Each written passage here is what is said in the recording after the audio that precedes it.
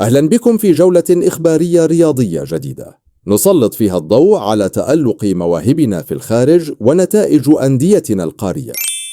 يقدم اللاعب الفرانكو جزائري كايل بوداش مستويات رائعة رفقة فريقه نيس الفرنسي خلال الموسم الكروي الحالي.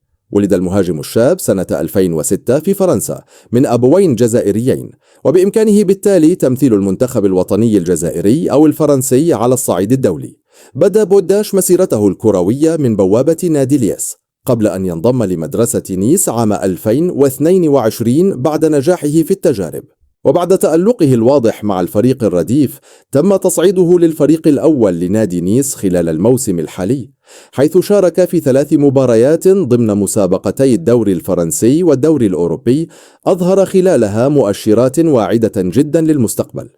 وفي السعودية قدم النجم الدولي الجزائري فيكتور لكحل مباراة مقبولة رفقة فريقه الرياض أمام نادي نيوم ضمن مباريات دوري روشن السعودي.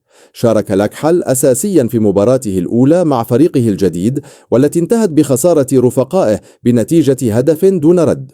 وعلى الصعيد الفردي نال لكحل تنقيط 7.1، وكان من أفضل اللاعبين من جانب فريقه الذي يحتل حاليا المرتبة 16 في ترتيب الدوري السعودي. ختاما، تعادل نادي شبيبة القبائل أمام ضيفه نادي الأهلي المصري لحساب الجولة الخامسة من دوري أبطال إفريقيا.